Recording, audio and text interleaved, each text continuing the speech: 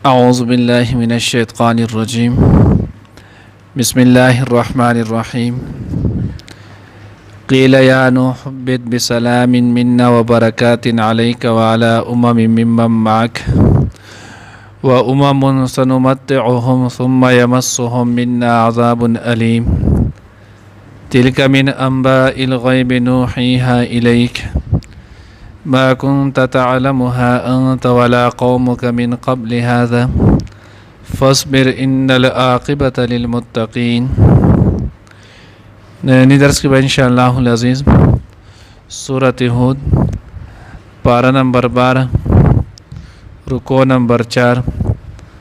آیات نمبر 48 49 دو آیاتونه چې نو هغه ویل کېږي. حضرت نوح علیہ السلام چې نو هغه قصه روانه وه څنګه چې دا رکوع پوره شي چې د رکوع سره چې نو هغه دا قصه هم اختتام ته رسي. نو مونږ بل ورځ درس کې ویلو شپږ میاشتې چې نو هغه دغه طوفان نوح کې دا کشتۍ چې نو هغې سفر وکړو روانه وه. بیا چې کله د الله جل جلاله د طرف نه حکم وشو چې وس کوزېدل غواړي نو دا کشتۍ راله او جودي غر باندې چې نو هغه وردېدله. بیا نوح علیه السلام چې نو هغه تحقیق دپاره چې نو هغې قارغۍ ولېږلو او هغه ته یې لاړ شه وګوره چې ځمکې څه حالت دی اوبه وچې شوي دي ښکته شوي دي که نه دي. نو بله ورځ مونږ ویلو چې کله د نو هغه قارغه لاړلو نو هغه هلتې په مردارې ګندګۍ خوراک باندې چې نو هغه اخته شولو هغې کې پاتې شولو. پوره ساعت وشو چې کله هغه رانله نو بیا نو هغې نه وروستو حضرت نوح علیه السلام کوترې ته حکم وکړو او د هغه لاړه. نو چې کله کوتره لاړه نو دا هلتې په یو ځای کېناسته او شنه پاڼه چې دی نو هغې په خوله کې ونیوله را یې وړله. هغه پاڼه د خونه وه او خپو پورې چې نو هغه خټې لګېدلې وې. نو نوح علیه السلام ته پته ولګېدله چې اوبه چې نو هغه ناستې دي او صرف چې نو هغه خټه او ژبه ده. بیا دغه ځای کې چې نو نوح علیه السلام راتللو او په دغې سره جودي غر سره عراق کې چې نو هغه د ټولو نه وړاندنۍ آبادي شروع شوله. تفاسیرو لیکلی دي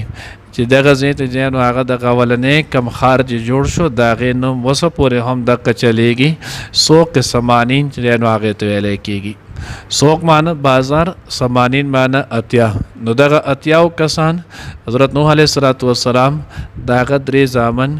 4 انګین دي او نور چې سره کم مسلمانان ولو. نو د هغې ته چې نو هغه سوق سمانین ویلی کېږي. د هغه سوق سمانین نه چې نو هغه ابتدا وشو دغه ځای نه رو بیا د ځمکې چې نو هغه آبادي دا شروع شوله. بیا به دغې کې نو هغه یو اسرائیلي چې نو هغه روایت دی خو ما مخکې هم ویلو د هغې څه دا نشتي. وایي په دغه وخت کې چې نو هغه یو سړی ورسره بل هم پاتې شو طوفان نوح نه.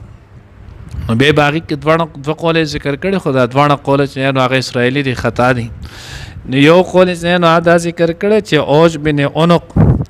دا سړی چې نو هغه پاتې شو. نو وایي دی ولې پاتې شو؟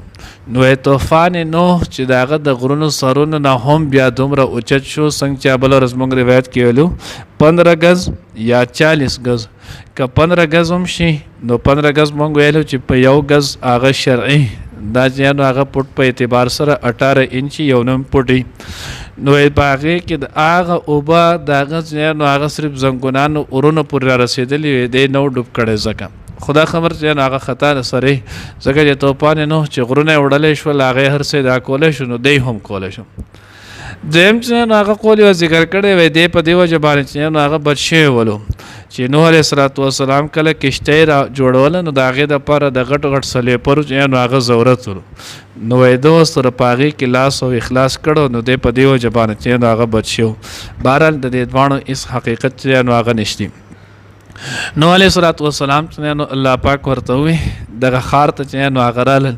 اوس دې ته وکتلی شي 6 میاشتې چې نو هغه مسلسل لګاتار چې نو هغه باران دی اوبه دي د هغې سره لاندې نه اوبه دي باندې نه اوبه د هغې نه دومره لوی سیلاب جوړ شو. مخ د ځمکه باندې یو ځای چې نو هغه وج نه دی پاتې شوی. کرونده چې نو هغه نه دی شوي بلکې د چا سره څه ذخیره وه هغه ټوله ختم چې نو هغه شوله. الله رب العزت چې نو هغه رازق ذات دی. اوس دغه وخت کې د رزق چې نو هغه تنظیم څنګه الله وکړلو، دا غینه دنیا واپس څنګه آباد کړله، نو دې ته چې سړی وګوري نو انسان د پاره په دې واقع کې ډېر لوی چې نو هغه عبرت دی. ځکه الله رب العزت نو هغه په اخره کې ذکر هم کړل ان العاقبه للمتقین، بهترین انجام چې نو هغه د متقینانو د پاره دی. متقی هغه انسان دی چې د الله حکم د الله د پیغمبر د طریقې مطابق پورا کوي. نو ځکه الله وی یا نوح اهبط من بسلام منا وبرکات، نوح علیہ السلام تاسو کته راشي کته چې نو هغه کوشه دی کېشته نه بسلام منا وبرکات، په سلامتی سره زمونږ د طرف نه په برکت سره. یعنی تاسو چې کته کوزیږئ دور زمانه او به بدلی د څه چکړوبه دا به هم نه چې دا بس تاسو د هلاکت او د نقصان سبب جوړ شي. الله رب العزت اغاز مکه چې کم خدای هغه پسته کړی و او به کړی و چکړه کړی و اغاز مکه دا غوي د پاره واپس چې نو هغه برابر کړله. او دغه شانتی و برکات او برکتونه بچنه نو هغه وی الیکا تاسو باندې وعلى امم او پټول نور امتونو باندې مم معک هغه چې کم تاسو سره دي. نو دلته یو مرکوټ شان سوال زین کې چې نو هغه راځي چې نوح علیه السلام سره خو پښمار خپل د خاندان کسان او چند کسان چې نو هغه نور ول، نو دا څنګه امم دا څنګه یو امتونه ول، ځکه دا د امت جمع ده او امت خو ویل کېږي چې نو هغه ډېر خلکو ته. نو حضرات د هغې جواب ورکوي وایي د دې نه مراد دا دی چې ستا سره دا کم خلک دي دوی نه به الله رب العزت چې نو هغه بیا لوی لوی امتونه چې نو هغه جوړ کړي. اوس وګورئ یو هغه طوفان نوح وخت چې په هغې کې چې نو هغه حد قول چې نو هغه د 80 کسانو دی، یو هغه وخت چې ټوله دنیا دغه 80 کسان ول، او یو وس دا وخت دی چې نو هغه د غرونو سرونو پورې چې نو هغه خلک رسېدلي سړی چې نو هغه ضایع کېنه چې په کومه کوڅه او په کم طرف باندې نو سړی ورته حیران شي چې خدای پاک د کم طرف پر رالل. نو الله وی وعلى امم ممن معك ستاسو نه به مونږ لوی ډېر شي امتونه جوړ کو او په هغې ټولو باندې به زمونږ د طرف نه چې نو هغه سلامتیا او برکتونه وي. و امم سنمتعهم، نو دی کې اوس دا بل چې نو هغه سوال ځین کې راځي د هغې جواب دی. او سوال چې نو هغه دا راځي چې الله پاک مې زما طرف نه به ورته سلامتیا هم وي او برکتونه به هم وي. نو په دغې امتونو کې خو ډېر شی چې نو هغه خو کفار هم دی، یهود دي، نصارا دي، مجوسیان دي، بت مت والا دي، آتش پرست دي، ډېر شي چې نو هغه دي چې هغه د خدای منی هم نه. نو چې هغه الله منی نه نو الله پاک به بیا څنګه خپل برکتونه او سلامتیا چې نو هغه ورته نصیب کوي. نو الله رب العزت نو هغه دغه اشکال هم را پوه کړله سنمتعهم ثم يمسهم منا عذاب الیم، مونږ به دوی له چې نو هغه زر د چې لږه پیدا بول ورکو دنیا چې نو هغه یو څو ورځې د دې فایده د دې چې نو انعام د دنیا چې نو هغه شیزونه دا بول ورکو، خو ثم يمسهم منا عذاب الیم بیا به ورته زمونږ د طرف نه چې نو هغه ورسېږي عذاب درناکو. الله وی تلک من انباء الغیب، دا ټول خبرونه چې نو هغه د غیب دي. اوس دا چې نو هغه نوحیها الیکا چې مونږ یې تا ته نو هغه وحی کو. مخکې مونږ ویلو مونږ یو علم غیب دی، یو انباء الغیب دی. علم غیب هغه ته ویل کېږي چې د هغې چا ته چې نو هغه پته هم نه وي، د هغه نو هغه غیب سوری د هغه ته پته ولګي. یو انبا دی، علم غیب دا د الله خاصه ده. انباء الغیب چې څوک یو خبره د نورو خلکو نه پټي او یو کس ته خلک نو هغه کې نو دا دته دغه غیب د خبرې چې نو هغه پته لګېدلی. نو دینه معلومه دا شوه چې انبیا علیهم السلام دا غیبدان نه دي. انبیاو ته د غیب و علم چې نو هغه نشته، خو بعضې کارونه داسې دي چې هغه وروسته را روان دي، وروسته یې کېږي او الله رب العزت خپل پیغمبر ته د مخکې نه چې نو د هغې وحي کړی چې دا کارونه چې نو هغه به کېږي، دا کارونه چې نو هغه مخکې شوي دي. نو دغه ته ویلی کېږي انباء الغیب. نو غیبدان مشکل کشا د هر انسان حاجت پوره کوونکی او دغه شانتی دا صرف او صرف د یو الله چې نو هغه ذات دی د الله نه ما سوا د دې شیزونو اختیار اچا سره نشته حاضر ناظر د الله ذات دی علم غیب د الله خاصه مشکل کشا دا صرف یو الله دی مختار کل دا صرف یو الله دی د الله نه ما سوا چې نو هغه نور څوک نشتی نو ځکه الله وی تلک من انباء الغیب دا د غیب چې نو هغه قصې د نوحیها الیک چې مونږه اطاعت وحی کوو ما كنت تعلمها انت ولا قومك من قبل هذا نجنه نو هغه ته چې نو هغه پتو نه تو په دې باندې پویدلې نستا قوم په دې باندې پویدلو د دینه مخکې هلن کې د نوح علیه السلام دا دومره زمانہ چې په هغې کې نوح علیه السلام 1400 کاله چې نو هغې تیر کړي 900 کاله چې نو هغې قوم له صرف دعوت ورکړی نه اوس دا زمانه بیا هغه زمانه دا دوره چې نو هغې واقعات داغه حالات دا دومره تیر شوی دي بیا داغه نه اورسته د نور انبیاء علیهم السلام زمانی